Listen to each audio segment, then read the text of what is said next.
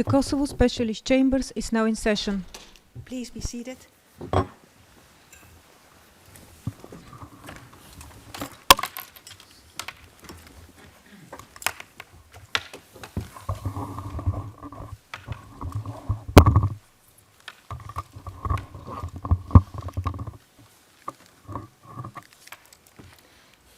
Good morning. Welcome. Madam Court Officer, can you please call the case? Good morning, Your Honors. This is file KCBC 2020-04, the Specialist Prosecutor versus Peter Shala. Thank you. First of all, I will call appearances. I will start with Victims' Counsel. Please, could you tell us who is present for the victims? Good morning, Your Honours. I'm Simon Laws, counsel for the victims in this case, together with my co-counsel, Maria Radziowska. Thank you. Now I turn to the defense. Defense Counsel, could you tell us who is present for the defense? Thank you very much. Good morning, Hannah. I'm Mr. Jelisen. Mr. Shala is not with us, as you are aware. We are here with Mr. Awini, co-counsel, and Ms. Petrovica, our case manager. Thank you very much. Thank you. And for the record, I state that Mr. Shala is not present in the courtroom. Mr. Prosecutor, you have the floor. Good morning, Your Honors. For the SPO, the Deputy Specialist Prosecutor, Vad Ferdinandus, and Filippo De Minicis, myself. Thank you. And then I turn to the registry. You have to play the floor, please. Good morning, Your Honours. Vidal Madonlan, Registrar, joined by Jonas Nielsen, Deputy Registrar, and Tadea Novins, the Head of the Victims Participation Office. Thank you. And also for the record, you're appearing before Trial Panel 1, which is composed of Judge Dekkers, Judge PT, Judge Mikola as Reserve Judge, and myself, Judge Veldfolia, as Presiding Judge. Trial Panel 1 will deliver today the reparation order in the case of the Specialist Prosecutor versus Peter Shala. A summary of this reparation order is pronounced in public. Judge PT has acted as Judge Rapporteur for this reparation order. While we read the summary of the key findings made by the panel, this summary is not part of the reparation order, which is the only authoritative account of the panel's rulings and findings. The non-authoritative summary will be available on the website of the Specialist Chambers. At the outset, the panel notes that this is the second reparation order issued by the Specialist Chambers. The panel takes this opportunity to reiterate that reparations are an integral part of the proceedings before the Specialist Chambers. They are essential for the delivery of justice to victims of serious violations of human rights and international humanitarian law. This reparation order arises from the conviction of Mr. Peter Shala on the 16th of July 2024. I recall in this regard that Mr. Shala was found guilty by this panel of 3 counts of war crimes, namely arbitrary detention, torture, and murder, which he committed as part of a joint criminal enterprise between approximately the 17th of May 1999 and the 5th of June 1999 at the Kukos Metal Factory, hereinafter referred to as KMF, which was a former metal works factory in Kukos, Albania. Mr. Shala was sentenced to 18 years of imprisonment with credit for the time served since 16th of March 2021.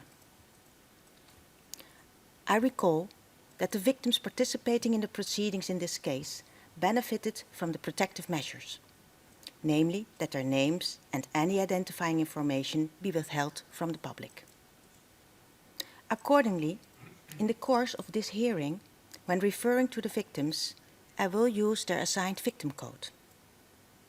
The panel has also carefully reviewed any additional information that can be disclosed in public, by balancing the need to protect the victims with the principle of the publicity of proceedings. I will now begin with a summary of the reparation order. I will give a short overview of the proceedings. On the 9th of February 2023, the panel decided that reparation proceedings shall be conducted concurrently with criminal proceedings in the present case, and that, in case of a conviction, it would not refer victims to civil litigation in Kosovo courts, but issue a reparation order itself. On the 4th of March 2024, Victims' Counsel submitted a request for reparations on behalf of 8 victims admitted to participate in the trial proceedings. For a complete overview of the applicable law and the principles, I refer to the public version of the reparation order. For the purpose of this summary, I would like to highlight the following.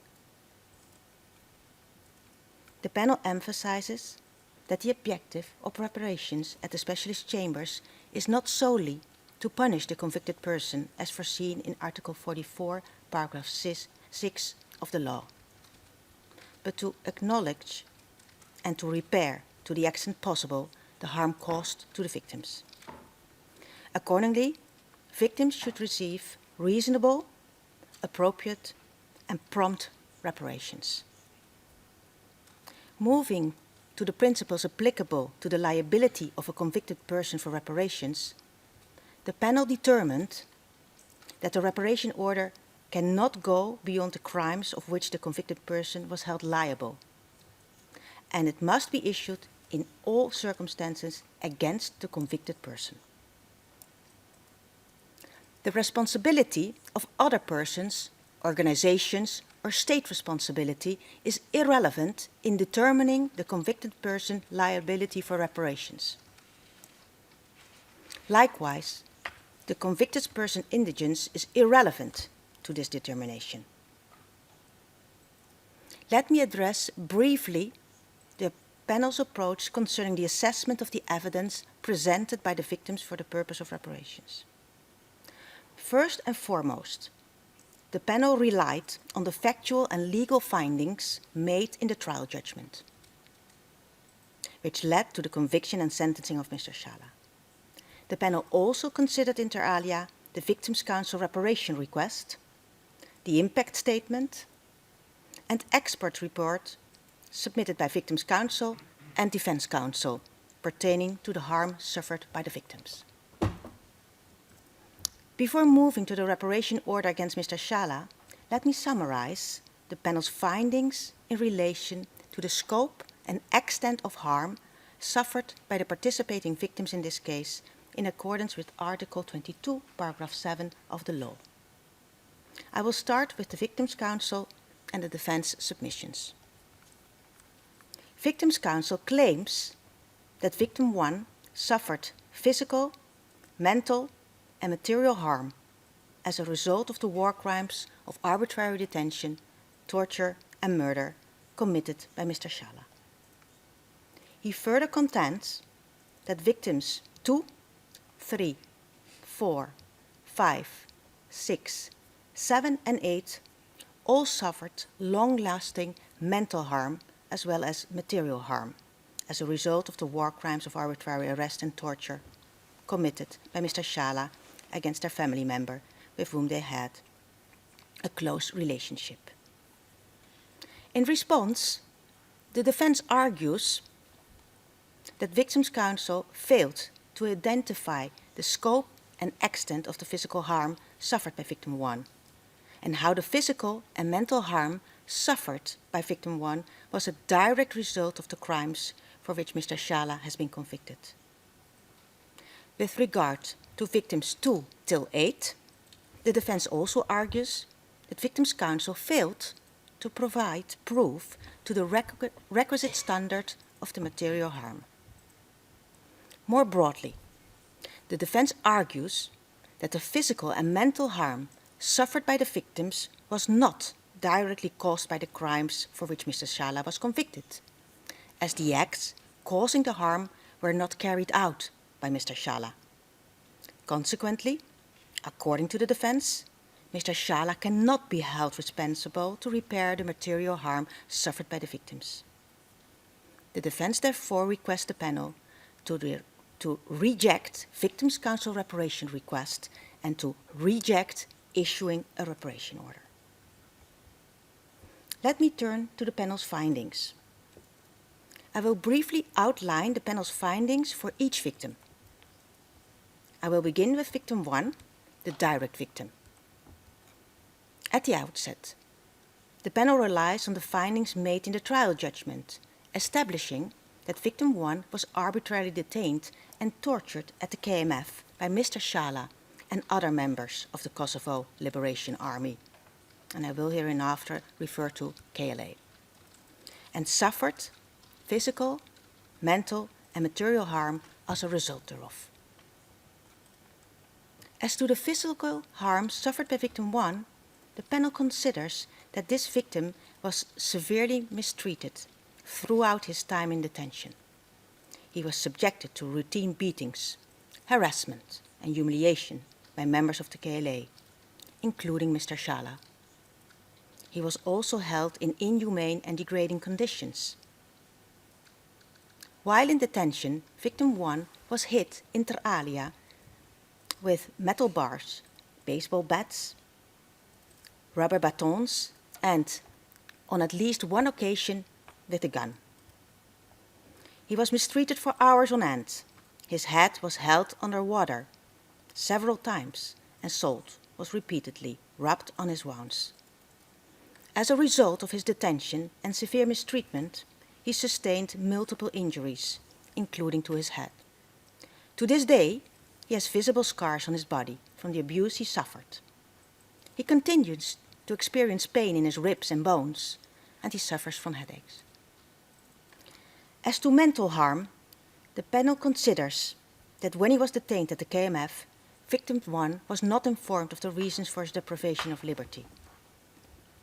He did not know for how long his detention would last, nor did he have access to his family or to the outside world. While detained at the KMF, victim 1 could hear his co-detainees being severely mistreated and saw the injuries inflicted on them. This caused immense psychological strain. Until today, victim 1 displays symptoms of severe post-traumatic stress disorder. He fears for his safety and that of his family, and he is constantly on watch. In addition, as part of the mental harm he suffered, the panel observes that victim 1 was labeled by his captors as a collaborator with the Serbian authorities and a spy. Victim 1 described suffering profound hurt, confusion, and betrayal from being stigmatized this way. As to the material harm suffered by victim 1, the panel finds that victim 1's post-traumatic stress disorder symptoms were so severe that they made it impossible for him to conduct his life as he would have before the events, and to provide for himself and his family.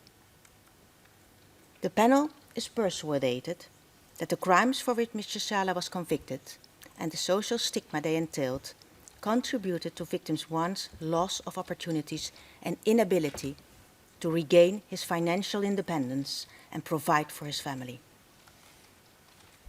In light of the above, the panel finds that victim 1 experienced physical, mental, and material harm with long-lasting consequences as a result of the war crimes of arbitrary detention, torture, and murder of which Mr. Shala was convicted. Moving on to victims 2 till 8. The panel finds that victims 2 till 8 suffered harm as indirect victims of crimes of arbitrary detention and torture, of which Mr. Shala was convicted with regard to WO 4733. Victims 2 till 8 were family members of WO 4733 and will be referred to henceforth as indirect victims. I will first set out the findings with regard to WO 4733 in relation to whom his family members claim harm.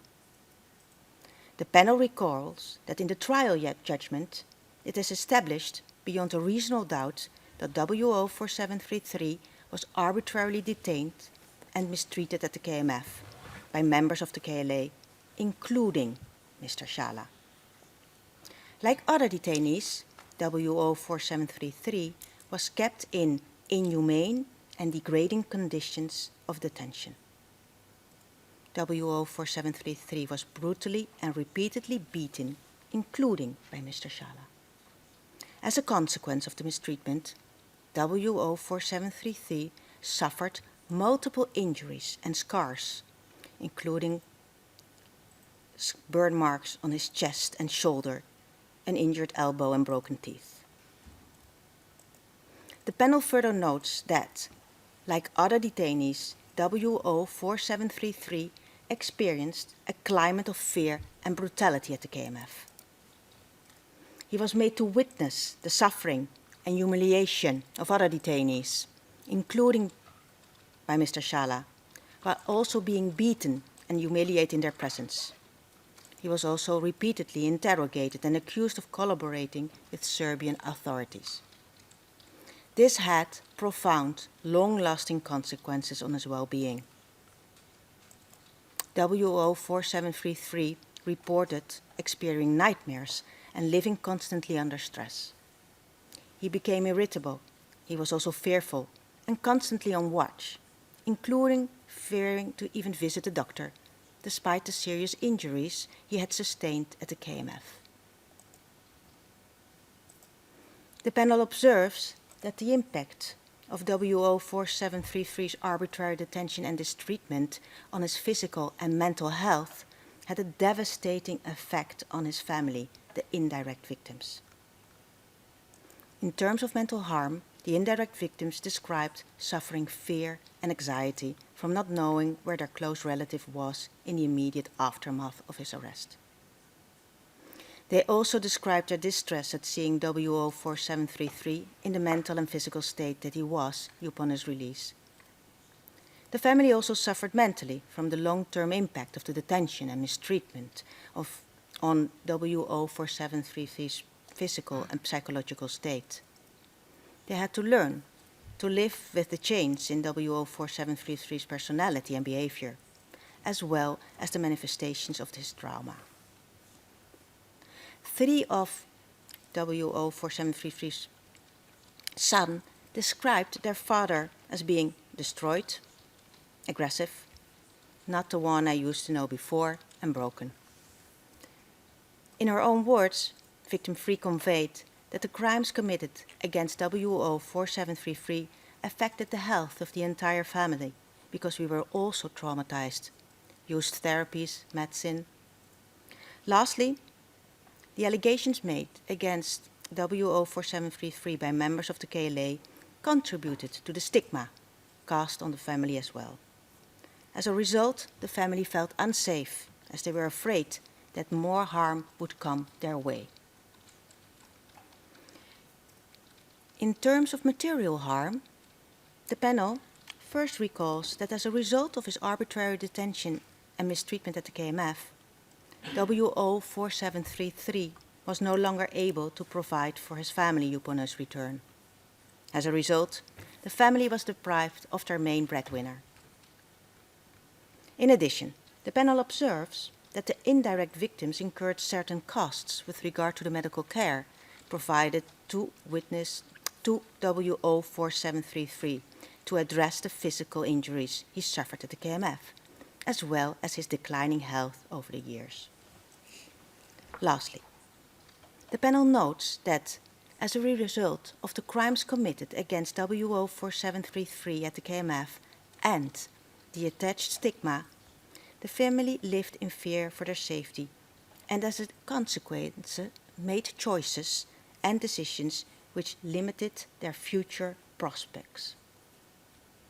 Taking all of the above into account, the panel concludes that victims 2 till 8 suffered both mental and material harm with long-lasting consequences as a result of the war crimes of arbitrary detention and torture for which Mr. Shala was convicted with regard to WO4733. This concludes the panel's findings as to the scope and extent of the harm suffered by the victims and brings me to the reparation order against Mr. Shala. This reparation order is made directly against Mr. Shala. The beneficiaries of reparations are the victims 1 till 8. Concerning the types and modalities of reparations, the panel determines as follows. In its determination, the panel notes that the conviction and sentencing in the trial judgment constitute already a form of remedy in the form of an acknowledgement for the 8 victims. Reparations also give the opportunity to the victims to demand and receive justice for crimes against them or a family member committed more than 2 decades ago. Lastly, it contributes to the right for the victims, their families, and their communities to have access to the truth. For reasons set out in the reparation order, the panel determines that compensation for each of the 8 victims constitutes the most appropriate type of reparations in this case. In the view of the panel, compensation will provide some measure of financial relief to the victims. I will now address the scope of Mr. Shala's liability for reparations, and I will start with Victims' Counsel requests. Victims' Counsel's request with respect to victim 1, 10,000 euro for physical harm, 30,000 euro for mental harm, and 60,000 euro for material harm. In respect of victim 3, Victims' Counsel requests 10,000 euro for mental harm. In respect of victims 2, 4, 5, 6, 7, and 8, he requests 8,000 euro per person for mental harm.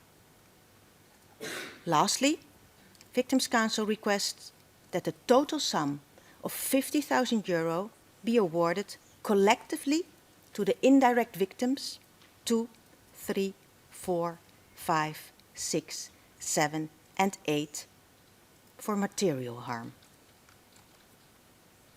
Let me move on to the determination of the scope of Mr. Shala's liability for reparations.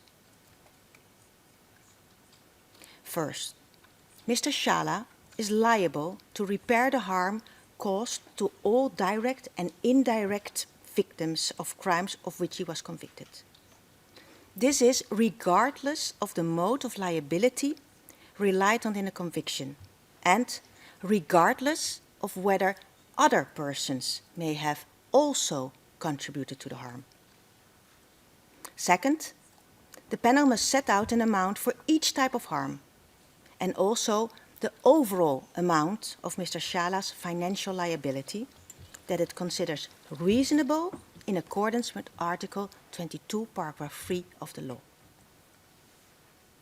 Moreover, in setting the amount of Mr. Shala's financial liability, the panel considers the scope and extent of harm suffered by the 8 victims and the Victims' Counsel reparation request.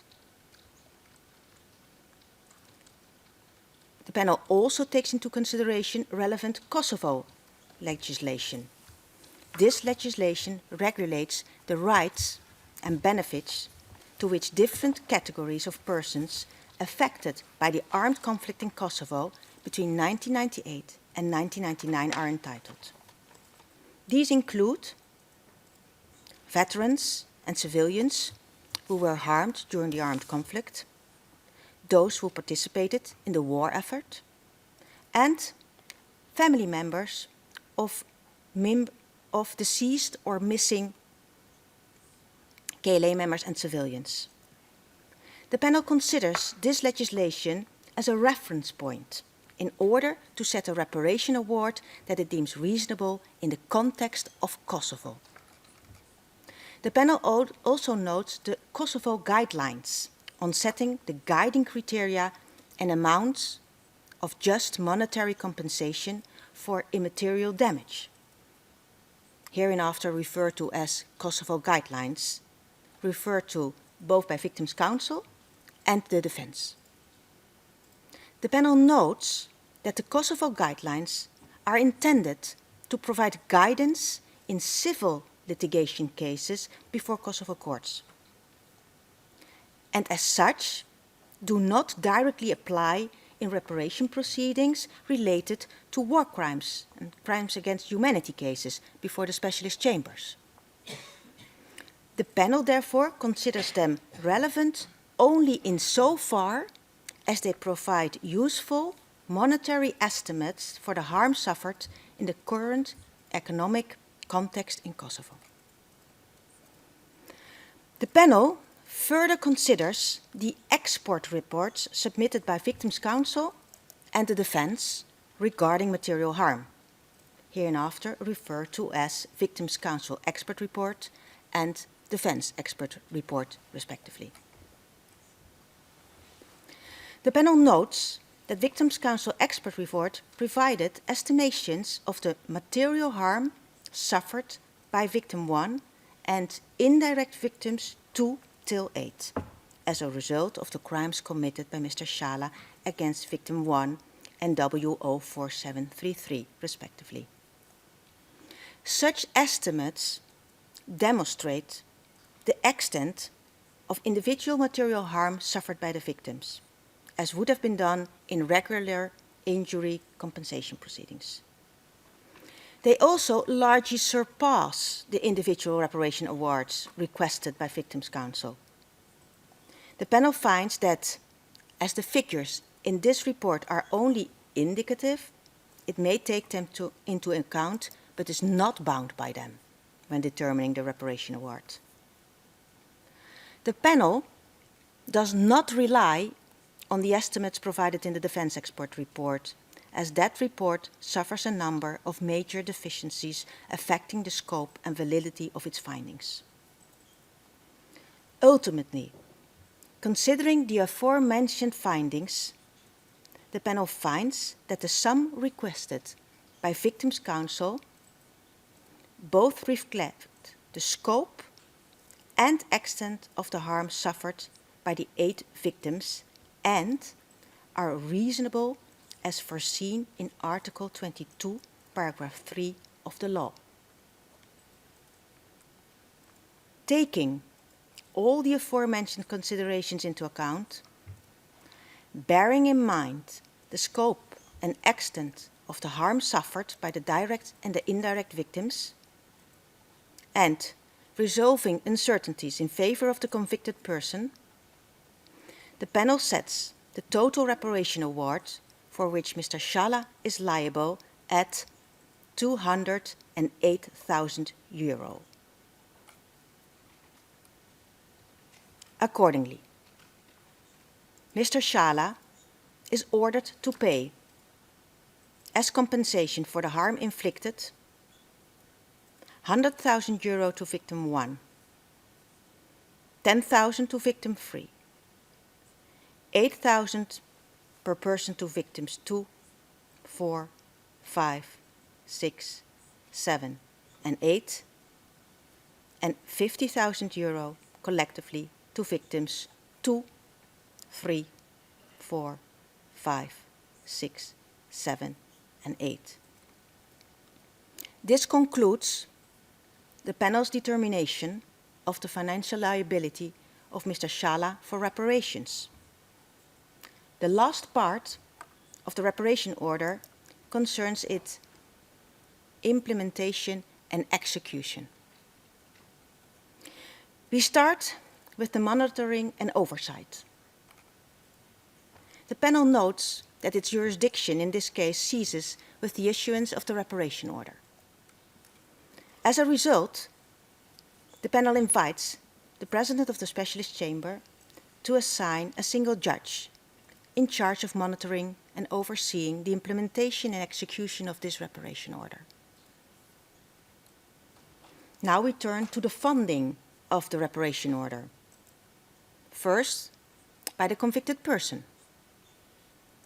As to the execution of the reparation order, the panel recalls that the responsibility to pay the compensation awarded by the panel to the victims lies exclusively with Mr. Shala.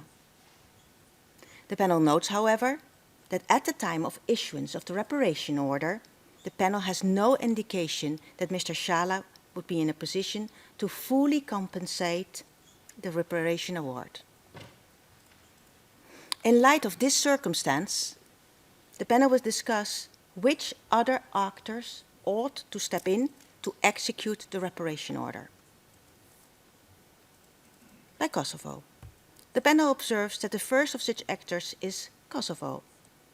The panel recalls that in the context of the Mustafa proceedings, the Kosovo Ministry of Justice already informed the panel that victims of crimes under the jurisdiction of the specialist chambers may be awarded compensation or restitution from the Victim Compensation Program, which was established pursuant to the law on crime victim compensation.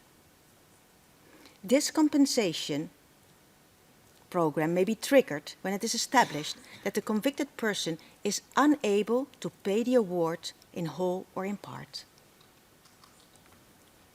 In order to preserve the anonymity of 8 victims requesting reparations in the present proceedings before the specialist chamber, and to ensure their protection, the panel orders that the registrar, in coordination with Victims' Council, seeks compensation from the Crime Victim Compensation Program on behalf of the 8 victims.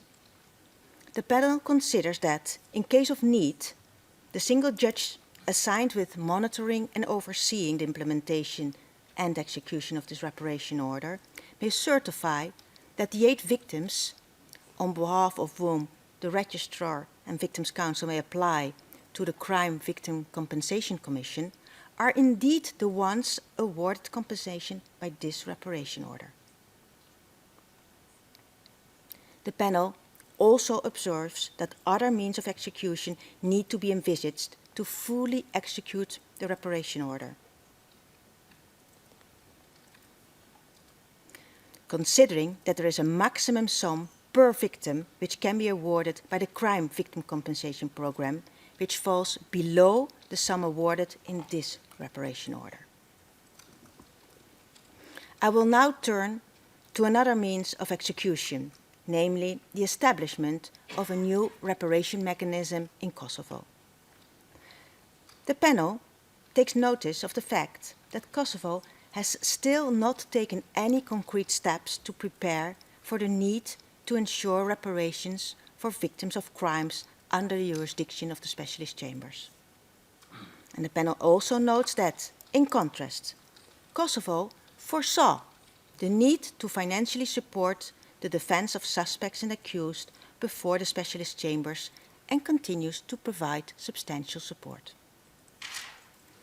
The panel also observes that legislation in Kosovo, which addresses harm and injuries suffered in the context of the armed conflict in Kosovo in 1998-1999, refers exclusively to the victims of the enemy forces, it has the Serb forces, and not to all victims during the armed conflict in Kosovo. In the view of the panel, these laws create a discrimination between the victims of this armed conflict. The panel observes that although it has no power to order Kosovo to pay the compensation awarded to the 8 victims, it nevertheless finds it important to, once again, remind Kosovo of its obligations pertaining to the victim's right to an effective remedy, as enshrined in Article 54 of the Constitution and under international treaties. This right comprises a duty to ensure that such a remedy is enforceable. Accordingly, the panel again urged Kosovo to enact the necessary laws and to establish a reparation mechanism for the purpose of fully compensating victims of crimes under the jurisdiction of the specialist chambers. In the view of the panel, this would ensure within the legal system of Kosovo equal treatment between the victims and the suspects or accused before the specialist chambers. The panel also underlines that when establishing such a reparation mechanism, consideration should be given to fund it through the budget of Kosovo. The panel recalls that the defense of suspects and accused before the specialist chambers is also financed through this budget. And in the view of the panel, this equal use of the budget of Kosovo would promote the mandate of the specialist chambers pursuant to Article 1, Paragraph 2 of the law as upheld by Kosovo and member states of the European Union, together with other contributing countries financially supporting its work. In this regard, the panel notes that the European Commission has recently underlined that, and I quote, Kosovo has put in place a fund that dispenses legal aid to the accused at the Kosovo Specialist Chambers, as well as financial support to their families, without any proof of financial needs. However, no financial support has so far been made available for victims who have been found by the Kosovo Specialist Chambers to have suffered as a result of war crimes and crimes against humanity. The Kosovo Specialist Chamber has issued the first reparation order to victims. It's therefore not clear how the victims will be compensated in the absence of funds from the accused or a fund by Kosovo for this purpose. It is key that Kosovo addresses this inequality of treatment. Having said that, the panel stresses that if victims of crimes under the jurisdiction of the specialist chambers cannot enforce their right to reparations, this right would become meaningless. In this regard, the panel recalls that in the context of the Mustafa proceedings, it recommended the establishment of a trust fund at the initiative of the specialist chambers and to be administered by the registrar for the benefit of victims of crimes under the jurisdiction of the specialist chambers. Such a fund ought to be financially supported above all by Kosovo, taking into consideration its obligations toward victims as specified earlier, as well as other states and donors wishing to support victims. The panel further notes that there is, at present, a possibility for the specialist chambers to receive non-earmarked voluntary donations for the purpose of contributing to the payment of reparations awarded to victims by a final reparation order issued by the specialist chambers. A dedicated email account for inquiries, specifically with regard to such voluntary contributions, is provided in the text of the reparation order. However, the panel underlines that the existence of such a possibility through the specialist chambers does not relieve in any way Mr. Shala from his obligation to compensate the 8 victims in accordance with this reparation order, and Kosovo from upholding its obligations towards victims in a reasonable time through the establishment of a reparation mechanism as mentioned above. Accordingly, for the reasons summarized above, the panel hereby issues a reparation order against Mr. Shala.